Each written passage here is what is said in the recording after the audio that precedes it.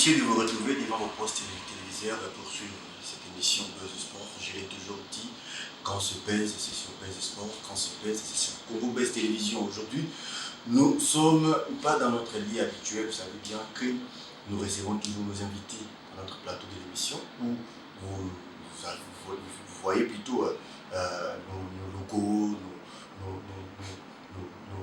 nos histoires qui nous accompagnent. Bien évidemment, aujourd'hui, nous sommes chez un dignitaire. Il est le président de l'EPFKIN et aussi génitaire, moi j'aime bien dire comme ça, du centre de formation Djana. Et aujourd'hui, on va le prendre plus dans son casquette étant génitaire du centre de formation Djana, mais également aussi mettre un avis par rapport au championnat de l'EPFKIN, bien que ça se réalise d'une manière aléatoire, mais on va beaucoup plus nous apaisantir sur le centre de formation Djana qui a un peu plus sombré, disparu, qui n'existe presque pas après l'avènement de l'ancien ministre des Sports, M. Kaboulou Malakaboulou, lui qui est, on peut dire, l'artisan du bonheur ou le malheur de ces centres de formation. On va les découvrir maintenant avec M. Aletsekou Imba, c'est le président ou le génitaire du centre de formation. Alors on va parler des deux thématiques à retenir à cette émission. 14 ans après projet de construction des stades municipaux, projet Prostam, est-ce que c'est une mythe, une réalité, ou encore dont les jeunes sont victimes? Pourquoi pas parler du centre de formation Djana, un centre qui a perdu son existence, son aura. On a aujourd'hui des jeunes gens qui font encore de plus les bons temps au sein de l'équipe nationale U20. Aujourd'hui, qui sont même les finalistes du tournoi qui s'était déroulé UNIFAC au niveau de Brazzaville. Il y a beaucoup de joueurs du centre de formation Djana qui étaient là. Alors, ce centre qui a fait le plus les beaux temps, alors qu'est-ce qui fait que ce centre n'existe presque pas? Nous aurons des réponses appropriées sur M. Aletsekou Kimbala, qui est, je l'ai dit tantôt, que le génitaire des centres de formation Djana, et aussi les réformateurs. Les chambres de l'histoire du football congolais. Monsieur Alain, bonjour et bienvenue. Bonjour Caleb Bouyaka et bonjour aux téléspectateurs de Congo Buzz Télévision. La santé, ça va? Oui, la santé, ça va, Dieu merci. Et puisque vous avez des casquettes, on va pas beaucoup plus nous appesantir sur la casquette du président de l'EPFKIN, mais on va quand même le parler d'une manière aléatoire, comment ça se passe, les déroulements. Nous vous félicitons pour l'organisation que vous nécessitez de mettre en place. Oui, le championnat de l'EPFKIN jusque-là se déroule dans d'assez bonnes conditions, dans le sens où 95% des matchs qui sont programmés par rapport au calendrier que nous avons établi se jouent. Il y a quelques matchs qui ne se sont pas joués compte tenu de l'indisponibilité du terrain du stade des Martyrs notamment, indisponibilité dont nous n'avions pas connaissance lorsque nous avons élaboré le calendrier. Donc la semaine passée, je crois qu'il y avait l'équipe nationale du Chan qui devait livrer 2 matchs amicaux. Et c'est à ce titre que les matchs du championnat de l'EPFKIN qui étaient prévus sur ce terrain n'ont pas pu se jouer. Néanmoins, comme je disais, jusque-là, nous avons joué la 11e journée. Le championnat se déroule dans des bonnes conditions pour la 4e année consécutive. La saison passée, comme vous le savez, on avait eu des difficultés en début de saison, on n'avait pas de terrain. Mais finalement, on a commencé le championnat en retard, le 11 décembre 2022. Et nous avons terminé 2023, pardon. Nous avions arrêté le championnat à la 11e journée de la phase retour. Donc globalement, je dirais que c'est un championnat qui est viable. D'une manière générale, les équipes jouent, comme je vous ai dit, 1 fois par semaine, ce qui est bon, ce qui est très bon même, ce qui est recommandé. Et voilà, on va de l'avant, on va se battre pour arriver au terme de ce championnat, même si nous allons passer par des élections au mois de mars ou avril, puisque les élections que nous avions organisées et que nous avions remportées au mois de septembre de l'année passée ont été annulées pour des raisons que vous l'essai. Et donc, il est prévu que celle-ci soit réorganisée en début d'année 2025. Nous passerons par les élections et nous repasserons par les élections. Si nous sommes réélus, eh bien, on va continuer jusqu'à la fin de la saison. Et si ce n'est pas le cas, on passera le bâton à ceux qui viendront après nous.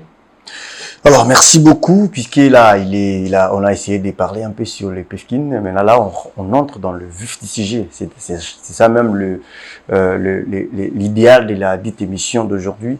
Voilà pourquoi on a même dit laisser les plateaux pour venir 14 ans après, projet de construction des stades municipaux Prostam, une mythe ou une réalité dont les jeunes sont victimes, président. 14 ans après, depuis 2010, les projets de construction des stades municipaux, jusqu'à présent, les jeunes qui sont des véritables victimes. Oui, les jeunes sont victimes, mais c'est surtout triste et honteux pour notre pays. Dans le sens où, voilà, tout ce que nous faisons, tout ce que nous entreprenons est voué à l'échec quelque part. En tout cas, en termes du développement des infrastructures sportives, je crois que c'est une affirmation qui n'est pas fausse. Le projet de construction et de réhabilitation des stades municipaux, comme vous le savez, a été initié en 2010 par le BCECO, à l'époque où, si je me souviens bien, M. Matata Pognon n'était même pas Premier ministre, mais il était encore directeur général du BCECO, ou coordonnateur. Et il y avait eu justement ce projet très intéressant de réhabiliter, et de moderniser et de construire des stades municipaux les stades municipaux, c'est-à-dire les stades dans les communes, n'est-ce pas, dans les 24 communes de la République, de la capitale, pardon. Et c'est un projet qui a démarré et finalement il s'est arrêté en route. Il s'est arrêté en route parce que voilà, il y a toujours des problèmes d'argent, de financement. Il semblerait que aujourd'hui, en 2024, 14 ans après, les entreprises qui ont, pour certaines, préfinancé et les entreprises qui ont pris part à la construction et à la réhabilitation de ces infrastructures n'ont toujours pas été payées. Et de ce fait, les travaux n'ont pas été portés à terme. Et par conséquent, n'ayant pas été portés à terme, les infrastructures n'ont pas été livrées au maître de l'ouvrage, c'est-à-dire l'État ou l'État congolais essentiellement. Et donc c'est quelque chose d'incompréhensible. Je dis ça parce que on est en train de vivre le même phénomène avec une partie des infrastructures qui viennent d'être construites pour les Jeux de la francophonie. Si vous allez au stade Tata Raphaël notamment, vous allez voir ce qui devait être le village des athlètes, c'est-à-dire une infrastructure en containers préfabriqués, donc, qui est constituée de 1620 containers qui sont donc des chambres. On peut dire que c'est une structure hôtelière qui était censée accueillir les athlètes qui sont venus en RDC participer aux Jeux de la francophonie. Donc, évidemment, cette infrastructure, la construction de cette infrastructure n'est pas terminée. Aujourd'hui, elle est pratiquement elle est à l'abandon. Elle est à l'abandon et donc elle se détériore. Elle se détériore et le mobilier qui a en partie été placé dans ces containers, dans ces chambres, d'après certaines informations, serait en train d'être dérobé. Donc voilà, c'est triste. Donc, 14 ans après, les stades municipaux ne sont pas terminés. Aujourd'hui, moins d'un an après les Jeux de la francophonie, certaines infrastructures ne sont toujours pas terminées. Elles se détériorent, elles s'abîment à cause de la pluie, le soleil. Ce sont des préfabriqués, donc ce sont des matériaux qui ont une durée de vie limitée dans certaines conditions, c'est-à-dire dans certaines conditions d'entretien et de maintenance. Là-bas, non seulement c'est pas terminé, mais en plus il n'y a pas d'entretien, il n'y a pas de maintenance. Donc c'est terrible parce que finalement, l'État dépense de l'argent Sans suivi peut-être. Pour des résultats qui sont très discutables. C'est terrible parce que ces Jeux de la francophonie qui initialement avaient été dotés d'un budget de 50 et quelques millions de dollars, finalement ils se sont avérés être organisés avec un budget qui a dépassé les 300 millions de dollars, d'après ce que j'aurais entendu dans la presse. Et donc c'est triste parce que c'est toujours comme ça. C'est toujours la même chose ici chez nous. On commence quelque chose, on budgétise un montant X, finalement c'est pas ce montant-là, le budget explose, donc ça coûte plus cher, on ne termine pas les infrastructures. Je considère que l'autorité suprême de notre pays, à savoir le président de la République, qui a de très bonnes idées, qui a voulu et qui a tenu absolument à organiser ces Jeux de la francophonie, pour l'image de notre pays, c'était quelque chose d'extraordinaire. Nous avons prouvé que nous étions capables d'organiser des Jeux. Les Jeux se sont déroulés dans la partie organisationnelle des compétitions. Je pense qu'il n'y a rien à dire. Toutes les compétitions ont été organisées, ont été portées à terme. Mais là où le bas blesse, c'est justement dans la gestion, dans l'organisation des infrastructures sportives, dans le financement, dans la gestion de ces budgets. Donc je dis que le président de la République, malheureusement, n'est pas suffisamment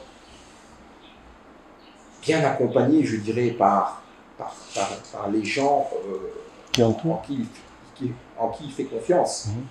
Parce que lui, il donne des impulsions, et puis derrière lui, il y a beaucoup de choses qui se passent, et finalement, c'est nous qui payons le prix, nous peuple congolais, nous, communauté sportive. C'est triste parce que cette infrastructure-là, celle du village des athlètes, les fameux 1620 logements, aurait pu être le fer de lance, aurait pu être la base d'un développement du sport en RDC. C'est-à-dire que fini les Jeux de la francophonie, cette infrastructure aurait pu servir pour un meilleur encadrement des athlètes congolais dans toutes les disciplines. Il y a un réfectoire, il y a un... Et aujourd'hui, les athlètes ne sont pas bénéficiaires de ces... Non, c'est-à-dire que, à mon sens, les fédérations sportives auraient pu exploiter ces installations-là pour leur programme de développement des différentes disciplines sportives. C'est-à-dire que cette infrastructure qui est dans l'enceinte du stade Tata Raphaël aurait pu servir à faire venir la sélection provinciale du Haut-Lomami, par exemple, afin que celle-ci puisse faire des stages bloqués d'1, 2, 3 semaines, 1 mois, et pour justement s'améliorer, pour grandir du point de vue technique, du point de vue tactique, dans toutes les disciplines. Or, ce n'est pas le cas. L'infrastructure est là, elle est en train de pourrir, on va dire, de se détériorer, et il n'y a rien. Ce centre-là, cette infrastructure aurait pu être organisée comme le sont les différents centres techniques fédéraux. En France, vous avez par exemple pour le football le centre technique de Clairefontaine, qui est géré par la Fédération française de football et où les différentes équipes d'âge de la Fédération française de football sont internées, se préparent pour participer à telle ou telle autre compétition. Toujours en France, vous avez l'INSEP, l'Institut national des sports, de l'expertise et de la performance, qui a produit des pluri-champions du monde comme Teddy Riner dans le judo, comme à une certaine époque Marie-Josée Pérec dans l'athlétisme, qui a été championne du monde du 100 mètres, du 400 mètres. Voilà, ce sont des infrastructures qui auraient pu servir à la République, au ministère des Sports, pour mettre en place, pour exécuter la politique sportive du pays, s'il y en a une, à travers justement l'internement des différentes sélections nationales, provinciales, toutes catégories confondues, dans les versions féminines, masculines, et à travers justement leur permanence dans ces infrastructures, ils auraient certainement rehaussé leur niveau technique. Or, il n'y a rien de tout ça. Il n'y a rien parce que l'infrastructure n'est pas terminée, et c'est vraiment triste. C'est vraiment triste parce que je pense que nous avons pris le bon chemin pour ne jamais devenir une puissance sportive. Vous avez des pays comme les États-Unis, la Chine, la France, la Russie et bien d'autres qui, au championnat du monde, aux Jeux Olympiques, sont parmi les nations qui décrochent le plus grand nombre de médailles d'or, médailles d'argent, etc., etc. C'est parce que voilà, il y a toute une politique sportive derrière. Aux États-Unis, vous avez le Olympic Training Center, donc le centre d'entraînement olympique, qui se trouve à Colorado Springs, dans l'État du Colorado. J'ai eu la chance de visiter cette infrastructure. C'est quelque chose d'extraordinaire. C'est extraordinaire, ça s'étend sur plusieurs hectares, vous avez plusieurs infrastructures, toutes les disciplines sportives. Vous avez même comment on appelle, vous avez même un local qui peut être pressurisé pour simuler des entraînements à haute altitude. Parce que souvent, comme vous le savez, les athlètes de haut niveau vont s'entraîner dans les montagnes, en Amérique du Sud, au Chili notamment, ou ailleurs, là où à une certaine altitude, il y a une différence en termes de disponibilité d'oxygène, etc., etc. Donc lorsque vous vous entraînez dans ces conditions-là, et lorsque vous redescendez, on va dire, au niveau de la mer, eh bien, vos performances sont meilleures, elles sont accrues. Donc c'est pour vous dire un peu le niveau que ces pays-là ont atteint, ou le niveau que ces pays-là atteignent. Nous, on aurait pu leur emboîter le pas si ces infrastructures avaient été achevées. Malheureusement, ce n'est pas le cas. Donc voilà pourquoi, personnellement, je suis vraiment triste. Alors, frustré. face à cette situation, qu'est-ce qu'il faudrait faire exactement pour remédier à l'affaire? Parce que dans le projet Prostam, il y a eu 3 stades qui devraient en réalité être mis à la disposition de la jeunesse, entre autres les stades Bonga Bonga dans la commune de Barumbu, ex-Olsen, les stades Santos Mutubile et les stades municipaux de Bandal.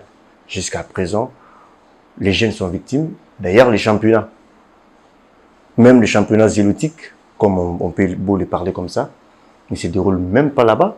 Et que dans le standing, d'après mon entendement, ces stades-là devraient aussi être mis à la disponibilité au niveau du championnat provincial aussi pour jouer. Mais la délimitation a fait défaut et tout ce qui s'est passé n'a pas été à la hauteur d'un pays qui a véritablement le souci de s'évoluer ou de s'émanciper en termes footballistiques. Alors face à ces situations, qu'est-ce qu'il faut faire? Comment remédier et comment rendre l'utile à l'agréable? Mais qu'est-ce qu'il faut faire?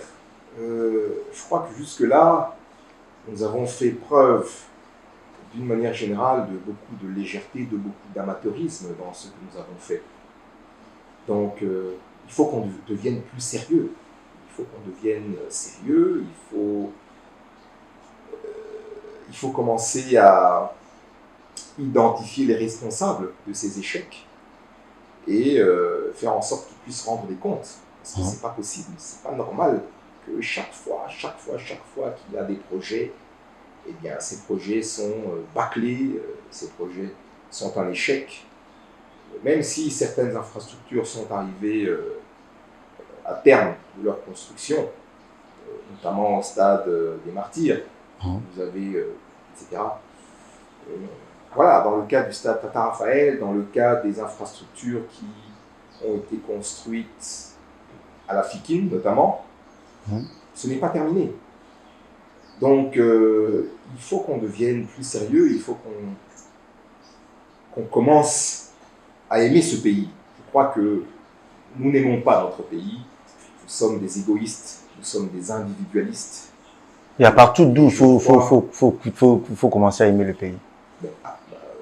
Au plus bas niveau, à partir du territoire jusqu'au plus haut niveau. C'est-à-dire l'État est organisé, les gouvernements sont organisés, national, provincial, territorial. Et donc, à tous les niveaux, il faut qu'on fasse preuve d'un peu plus de bon sens, un peu plus d'amour pour ce pays. Et il faut que ce soit le patriotisme, pourquoi pas le nationalisme, qui dicte nos actes, qui soit à l'origine de nos pensées, de ce que nous voulons faire, de ce que nous voulons pour notre pays, de la vision que nous avons pour notre pays. Aujourd'hui, je crois que d'une manière générale, dans tous les domaines, nous avons de sérieux problèmes. Donc là, nous sommes dans le sport. Le sport ne fait pas exception à cela. Donc, pour répondre à votre question, il faut qu'on devienne plus sérieux. Il faut qu'on devienne plus rigoureux dans la gestion.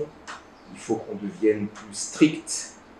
Il faut qu'on devienne plus sévère avec les auteurs de ces échecs-là, les auteurs d'une certaine mégestion, si mégestion il y a.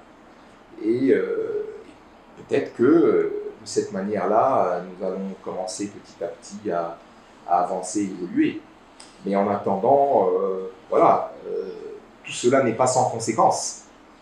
Parce que nous avons dans notre pays une démographie galopante. En RDC, il y a, d'après les informations, presque plus ou moins 100 millions d'habitants. C'est énorme. 80% de cette population, donc 80 millions d'habitants, ont moins de 30 ans. Et donc, ce sont des gens susceptibles de faire du sport. Ce sont des gens qui peuvent, qui doivent faire du sport, puisqu'on dit que la pratique du sport participe à l'épanouissement de la personne, physiquement et mentalement. Donc, il faut faire du sport. Ces jeunes doivent faire du sport. Et l'État est là pour permettre justement à ces gens de faire du sport en organisant et en développant les infrastructures à tous les niveaux, au niveau de la base, des stades municipaux, jusqu'au niveau national, les stades des Martyrs, le Tata Raphaël, ou bien le stade de la Kenya, etc. etc. Ce n'est pas sans conséquence parce que, voilà, les gens ne font pas de sport, les gens n'ont pas la possibilité de faire du sport. Et dans une ville comme Kinshasa, par exemple, là où nous sommes, les conséquences sont lourdes. À cause de ça, n'est-ce pas, la jeunesse souffre et la jeunesse est de plus en plus violente et le banditisme ou la délinquance juvénile sont quelque chose en développement dans notre pays, dans notre ville, partout. Même ici dans la commune de la Gombe où nous nous trouvons, nous avons de plus souvent des problèmes avec une certaine jeunesse qui se donne à des activités de banditisme. Il y a des Kounouna ici à Gombe, il y a des Kounouna ici à la place des évolués, derrière, en allant vers le palais de la Nation, à quelques centaines de mètres d'ici. Et ça, c'est un phénomène nouveau qui est apparu ces 2 dernières années. Donc, la pression démographique est tellement forte, dans cette ville de Kinshasa notamment et ailleurs, que les gens maintenant viennent là où il y a de la place. Comme ici à la Gombe, il y a encore de la place. Eh bien, nous avons ce genre de phénomène, même ici à la Gombe, qui est censé être le miroir de la capitale. Donc voilà, je dis que les conséquences sont lourdes parce que finalement, toute cette jeunesse à qui on ne permet pas de faire du sport toute cette jeunesse non encadrée, toute cette jeunesse à qui on ne permet pas d'étudier dans des bonnes conditions, d'aller dans des centres récréatifs, d'aller dans des centres culturels, dans des bibliothèques, etc., etc., ben, c'est une bombe à retardement, tout simplement. Ça veut dire que ces gens vont, dans les mois, les années à venir, constituer un vrai problème de société qui risque d'être ingérable. Et ça, c'est la responsabilité de l'État. C'est-à-dire que l'État doit avoir une vision, l'État doit programmer, l'État doit planifier le développement des infrastructures dans tous les domaines afin que, justement, nous autres, la population, nous puissions bénéficier de ces infrastructures et nous puissions être finalement des citoyens modèles au lieu d'être des voyous ou des bandits. Donc voilà pourquoi je dis que les conséquences risquent d'être très lourdes et voilà pourquoi j'invite nos autorités à tous les niveaux à faire preuve de bon sens, à se mettre réellement à mieux réfléchir sur l'avenir de notre pays et sur l'avenir des différents domaines de la vie sociale. Président, puisque nous sommes en train de parler de ces projets Prostam, jusqu'à présent, les stades municipaux qui ont été réhabilités sont à la disposition de la PCCO jusqu'à présent. Et que les jeunes sont privés de cet espace, ou les équipes sont privées de ces espaces. Une fois, je me rappelle encore, les jeunes de Barumbu ont même saccagé, ils ont même lancé le jet de projectiles jusqu'à ce qu'ils ont ouvert l'espace pour y accéder par Fox. Alors, face à cette situation, quel message avez-vous à lancer au ministère des Sports, aux dirigeants dirigeants politico-administratifs par rapport à ces différents infrastructures sportives qui ne sont pas encore à la disposition du bourgmestre ou encore du ministère? Le message que je dois lancer pour répondre à votre question, c'est plutôt un message au gouvernement. Que le gouvernement honore les engagements qui avaient été pris à l'époque avec les entreprises de construction notamment, afin que celles-ci puissent terminer les travaux, parce que certains stades ne sont pas terminés, et afin que ces infrastructures soient restituées, soient mises à la disposition du ministère des Infrastructures, je crois, dans un premier temps, qui, à son tour, va les mettre à la disposition du ministère des Sports. Dans le cas des stades municipaux, je crois que c'est le ministère provincial des Sports, donc l'hôtel de ville, qui lui va les mettre à la disposition des communes, etc. etc. Donc c'est ça l'appel que je lance. Terminons ces stades municipaux pour que les différents championnats de football, notamment puisqu'il s'agit de stades de football, puissent se jouer dans des bonnes conditions. Je veux dire, nous sommes une ville de Kinshasa avec voilà, ses 20 millions d'habitants, avec presque 25 championnats, entre le championnat d'Alina Foot pour la poule de Kinshasa, Ligue 1, Ligue 2, entre le championnat provincial, donc le PFKIN, entre les plus ou moins 27 championnats des 6 ententes urbaines, donc première, deuxième, troisième et quatrième division pour certaines, entre les championnats des différents cercles qui fonctionnent, cercle de football des jeunes, entre le championnat de la commission nationale ou bien provinciale de football féminin. Vous avez comme ça plusieurs dizaines de championnats qui se jouent dans cette ville de Kinshasa et qui se jouent dans des conditions très difficiles. Vous avez parlé vous-même de terrains zélotiques. Donc voilà, c'est une urgence, c'est un problème majeur de la ville de Kinshasa qui n'a pas suffisamment d'infrastructures sportives et dont les sportifs, les athlètes, ceux qui font de la compétition, ne peuvent pas pratiquer justement leur sport dans des bonnes conditions par manque d'infrastructures sportives. Nous sommes une ville de 20 millions d'habitants, il faut développer les infrastructures pour 20 millions d'habitants, sportives, écoles, hôpitaux, transports, routes, etc., etc. C'est tout à fait logique, c'est tout à fait normal, et c'est ça le rôle de l'État.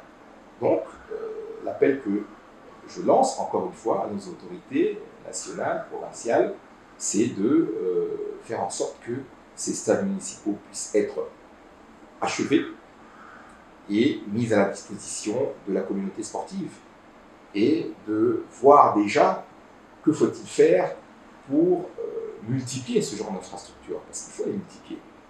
Je veux dire, ce qui est fait, ce qui a été fait pour la francophonie n'est pas suffisant pour justement assurer à ceux qui veulent faire du sport la possibilité de le faire.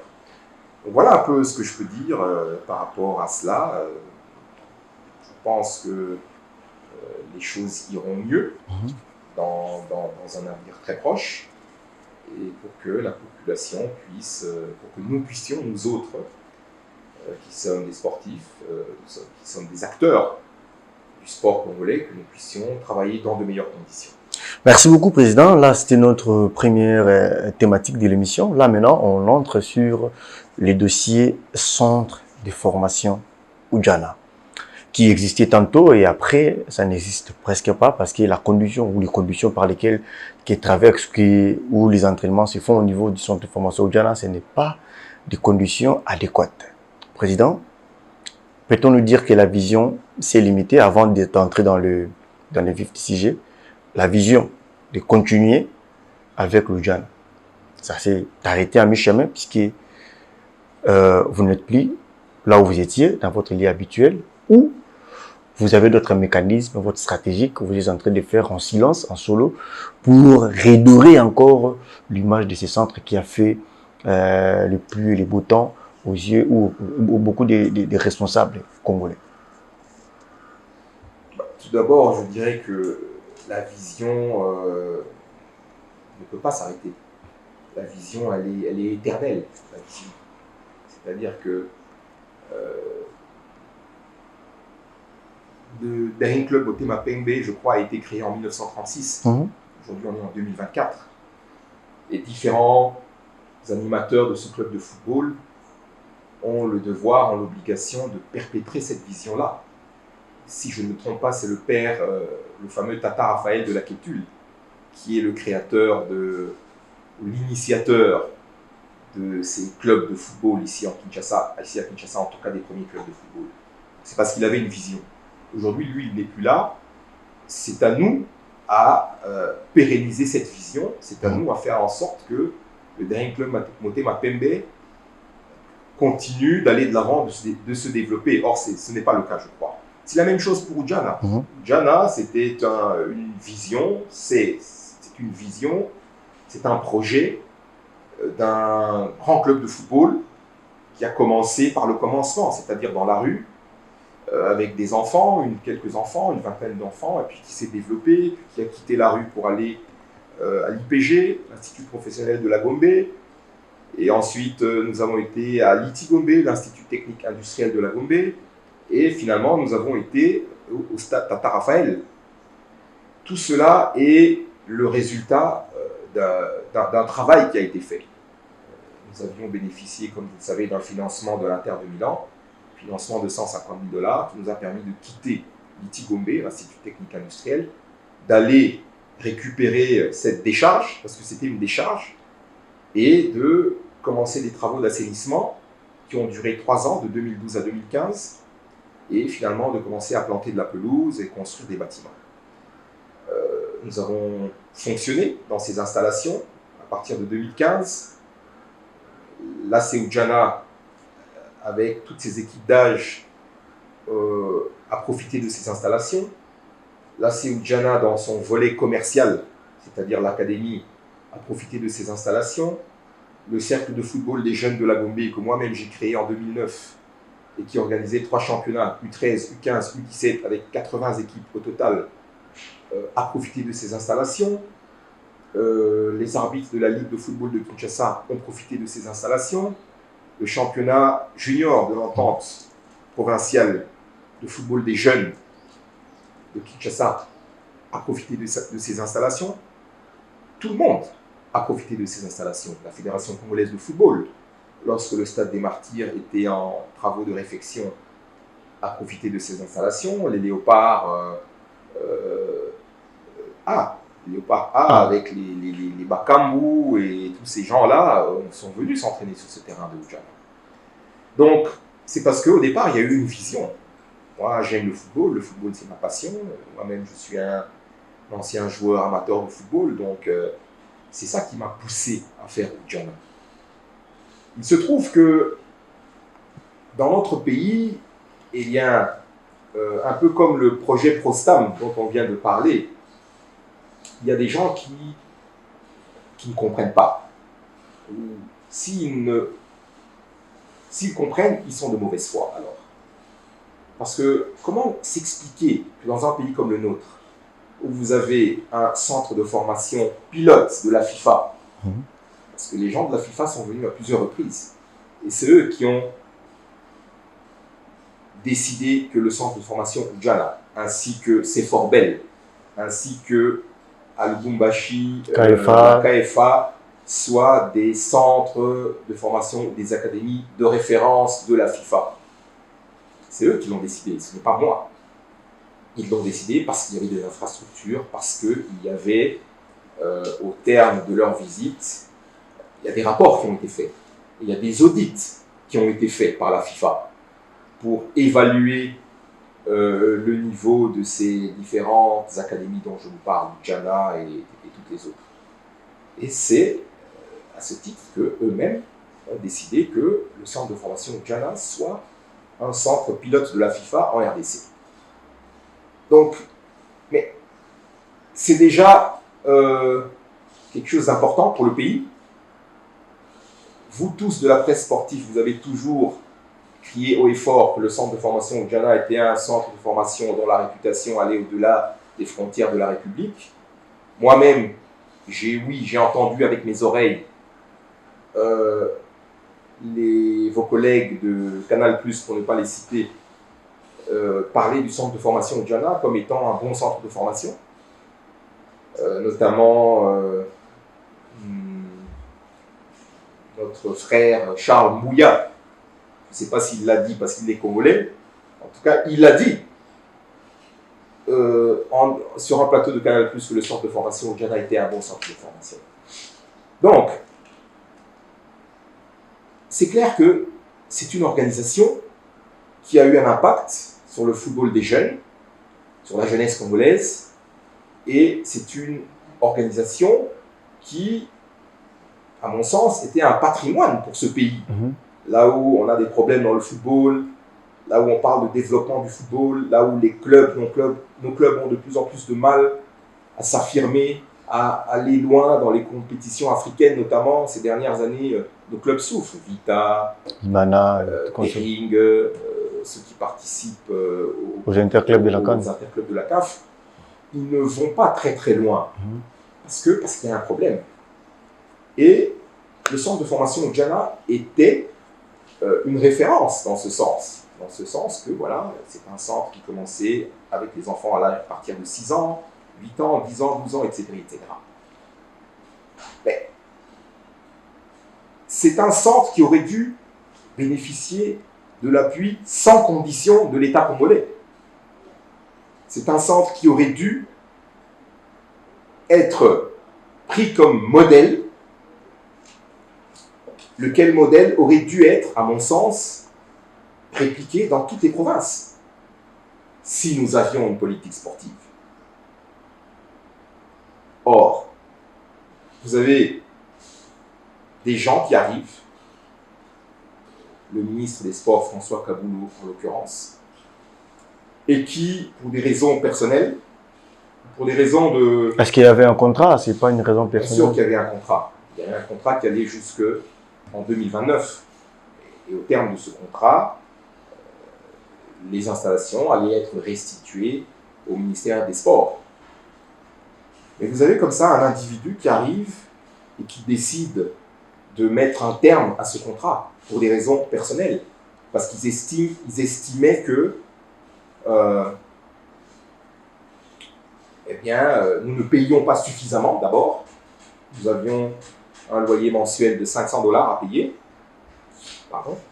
Ils ont préféré récupérer ce site pour, eux, l'exploiter, louer le terrain, et c'est tout. C'est tout ce qu'ils ont fait, de la location de terrain. Jusqu'à ce qu'ils le cèdent finalement au Football Club Les Aigles du Congo. Et pendant 1 an et demi, ils n'ont rien fait d'autre que de faire de la location de terrain. L'entretien à la maintenance n'ont plus été assurés, évidemment. Et donc, finalement, cette infrastructure a subi le sort que subissent toutes les infrastructures gérées par l'État congolais, il faut le dire. Alors, mais ça, à la limite, ce n'est pas très grave. Ce qui est grave, c'est que il a été mis fin aux activités d'une organisation comme Udjana, qui encadrait les enfants, avec tout ce que je viens de vous dire. Championnat des jeunes, académie, centre de formation, les arbitres, etc., etc. La direction technique nationale même venait là-bas pour les travaux pratiques dans le cadre de la formation des entraîneurs. Donc, c'est incompréhensible. Okay. Moi, aujourd'hui, j'en ai souffert. Aujourd'hui, j'ai avalé la pilule. C'est-à-dire la vie continue. Mais c'est le pays qui a beaucoup perdu avec la fermeture de ce centre de formation. C'est le pays. Parce que jusque-là, voilà, en termes de politique sportive, il n'y a rien. En tout cas, moi, je ne vois rien. Donc, il aurait fallu, je répète, appuyer plutôt ce genre d'organisation. Udjana, Sefortbel, Eagle Jolicite à Lubumbashi, KFA à Lubumbashi, etc., etc. Parce qu'il y a une carence. Nous disions tout à l'heure que nous sommes une population de 100 millions d'habitants, mais nous n'avons pas suffisamment de centres de formation. La plupart des clubs que nous avons cités, Imana, Vita, Mazembe non, ils ont leur centre, Lupopo, Lubumbashi Sport, Lyon Sportif Chikou, Sa Majesté Sangabalende, etc., etc. La plupart de ces grands, entre guillemets, grands clubs de football n'ont pas de centre de formation. Ça veut dire que il n'y a pas la vision. Les gens sont en train de rêver. Les gens pensent qu'ils vont aller jouer la Coupe d'Afrique des clubs champions, la Champions League ou bien la Confédération. de la Confédération, et qu'ils vont performer alors qu'ils manquent de tout. Alors que ces clubs sont en réalité pour la plupart des coquilles vides. Ce n'est pas une critique que je fais à l'AS Vita Club, au Dering ou à Bilima. Je ne sais même pas si Bilima existe encore. C'est un constat et c'est la réalité. Donc, le centre de formation Udjana était un centre pilote, un modèle qu'il aurait fallu répliquer sur toute l'étendue du territoire national, un modèle dont il aurait fallu s'inspirer, parce qu'il a été le précurseur, il a été le premier, le centre de formation Udjana, qui a mis en place une organisation qui puisse concourir au développement du football et à l'encadrement du football des jeunes. Udjana, c'est le seul club qui a, par les investissements qui ont été faits, mis en place un projet commercial. C'est-à-dire avec une académie payante où les enfants venaient, ils payaient 40 $ par mois. Et c'est ça qui a permis l'entretien, la maintenance, et c'est ça qui a permis à l'AS Udjana d'exister, de continuer à fonctionner. Donc, un volet commercial dans un environnement comme le nôtre, qui est très très difficile, parce qu'il n'y a pas d'infrastructure, justement. Et donc, voilà, lorsque vous avez un ministre des Sports qui met un terme à tout cela, eh bien, il y a un problème. La cause, c'était parce que vous ne payez plus, ou c'est parce qu'ils voulaient seulement peut-être s'évanger. C'est la mauvaise foi des gens. C'est la cupidité. des gens. Parce que c'est vrai que nous avions accusé un retard de paiement pendant la période du Covid et nous avions une dette de 3 500 $, c'est-à-dire 7 mois de loyer. Et nous avions apuré cette dette, nous avions payé. Nous n'avions plus de dettes avec le stade Tata Raphaël. Et dans le contrat, Donc, mais même si... Dans le contrat, s'il vous plaît, Président, dans le contrat, quand il y a un contrat, je pense qu'il y a des indemnités. Est-ce qu'il n'y a pas au départ des indemnités au cas où il y a une résiliation d'une manière abusive parce que vous avez, les contrats étaient en bonne et due forme, ça devait expirer en 2029, mais là, il y a résiliation abusive. Et qu'est-ce que vous avez fait? Écoutez, effectivement, j'ai laissé tomber. Parce que finalement, je me dis que quand on ne veut pas de vous quelque part, ben, il faut partir, il faut quitter. Donc, ces infrastructures-là, d'après le contrat, devaient être remises à la disposition du ministère des Sports. C'est chose qui a été faite, ça a été fait anticipativement. C'est pas grave, moi j'ai pas envie d'aller faire une guerre maintenant pour récupérer, pour être dédommagé, etc., etc. Le drame dans tout ça, c'est que ce n'est pas moi qui ai perdu, c'est la jeunesse congolaise qui a perdu. Alors aujourd'hui, il y a le Football Club des Aigles du Congo. Espérons qu'ils vont aller dans le même sens. Je crois que oui, parce que les dirigeants des Aigles du Congo sont des gens intelligents. Espérons qu'ils vont continuer et même faire mieux que ce que nous avons fait. L'important, ce n'est pas que ce soit Oudjana qui soit là. L'important, c'est que cette infrastructure puisse de nouveau servir à l'organisation et au développement de certaines activités au profit, au bénéfice de la jeunesse. Est-ce qu'il y a un plan B? Au bénéfice du football congolais. Il y a un plan B. Un plan B que le centre ou monsieur le président est en train de préparer. Le plan B, nous nous sommes adaptés. Ça veut dire que nous avons revu nos ambitions à la baisse, puisque nous n'avons plus de terrain. Nous nous entraînons sur un terrain zélotique, comme vous avez dit. Nous avons gardé juste la Oudjana, l'équipe senior, qui joue le championnat de Péfrine, et l'équipe junior. Nous avons mis fin aux activités de toutes les autres équipes, U17, U15, U13, et tout ce qu'il y a jusqu'à l'âge de 7 ans. Nous avions 400 enfants en moyenne chaque mois qui étaient dans notre académie, donc le volet commercial. La formation payante. Aujourd'hui, nous avons 40 enfants, toujours sur ce même terrain de l'MLS. Donc voilà, nous avons revu nos ambitions à la baisse. Mais ce qui est important, c'est que, à travers l'encadrement que nous avons assuré à ces gens, aujourd'hui, vous avez des gens qui sont outillés. Vous avez des entraîneurs, des encadreurs de jeunes qui ont développé certaines compétences, qui ont une certaine expertise et qui sont à même de reproduire ce projet-là. Ils ont été avec moi pendant 25 ans. Et donc, ils sont à même de reproduire ce projet-là. D'ailleurs, c'est leur devoir de le faire, je crois. Donc, nous avons suffisamment formé de gens. Nous avons inoculé en eux le virus Oudjana, c'est-à-dire l'amour, la passion du football, la passion et l'amour pour le travail bien fait, pour le beau football, pour l'organisation dans le football, etc., etc. Ils ont ça. Ils ont ça.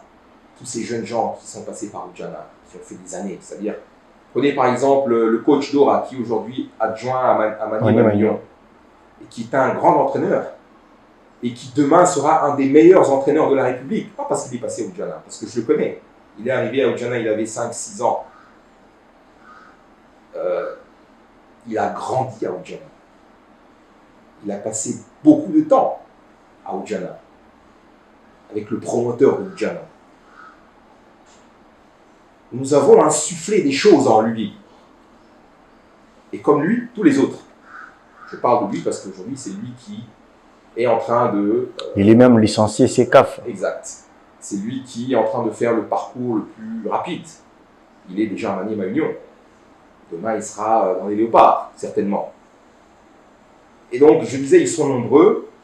Ils ont en eux toutes les connaissances, toute la connaissance et toutes les compétences pour développer ce genre de projet, même si ça ne s'appelle pas ou ça ne va pas s'appeler Oudjana, mais l'idée, la philosophie, la vision est celle-là, donc c'est bon. Donc voilà un peu ce que je peux dire. Il n'est pas nécessaire que ce soit moi. Vous dites que non, vous allez seulement rester à travailler là-bas et où vous allez encore l'embellir comme l'a fait Oudjana.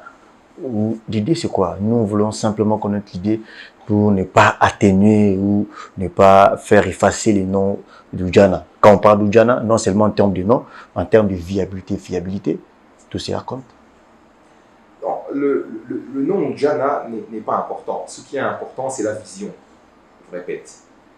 Donc aujourd'hui, objectivement, il est difficile d'aller. Oui, on peut aller à Nsele ou bien à Maluku. On achète un terrain et puis on recommence. Mais c'est très difficile du point de vue de la logistique.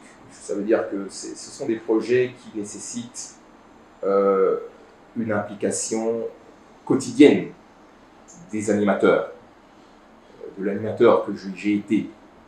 Donc je ne peux plus aujourd'hui, je ne peux pas me permettre de tous les jours aller à Nsele ou à Maluku pour superviser les activités. C'est trop loin. Trop loin. Donc je ne le ferai pas, je ne peux pas le faire. Voilà pourquoi nous allons rester au PNMLS le temps que nous pouvons rester. Et nous allons continuer à travailler avec la même passion pour le football, avec le même sérieux. Et puis l'avenir, nous verrons ce que l'avenir nous réserve. Et ce qui est important, c'est que nous avons formé suffisamment de gens qui, eux, peuvent maintenant, à travers la ville ou à travers la République, faire la même chose et donc faire en sorte que le football aille de l'avant. Merci beaucoup, Président. Nous sommes arrivés presque à la fin. Un message fort à lancer pour le développement du football congolais et surtout le football des jeunes. Un message que vous voulez lancer. Écoutez, le message, évidemment, il est adressé à nos autorités, c'est-à-dire nous les exhortons, nous les implorons à aimer la jeunesse congolaise et à faire ce pourquoi le chef de l'État notamment a placé en eux sa confiance. Vous êtes nommé ministre des Sports, secrétaire général du sport, responsable de la division urbaine des sports et loisirs, etc. C'est pour faire un travail, c'est pour servir le pays, c'est pour servir la nation, avec des objectifs.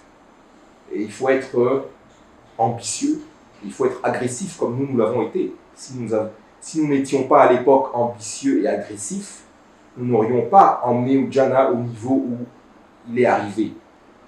Nous y avons mis le cœur, nous y avons mis beaucoup de sérieux. Nous avons travaillé dans la vérité aussi. Et donc, voilà le message. Le message, c'est que, voilà, que nos autorités puissent faire davantage, s'asseoir. Il y a suffisamment d'expertise dans ce pays, s'entourer des personnes qui peuvent réellement apporter quelque chose. Et non pas s'entourer, comme c'est souvent le cas, de personnes qui sont de leur obédience. Il y a des intelligences dans ce pays. Il y a des gens qui peuvent concourir au développement du sport dans ce pays. Et il y a suffisamment de gens qui, par le développement du sport, vont faire en sorte que la RDC va rayonner. La RDC peut rayonner parce que c'est un pays de talent. Mais voilà, ce talent manque d'encadrement, ce talent manque d'infrastructure, ce talent manque de championnat, etc., etc. Voilà un peu le message que je voudrais faire passer.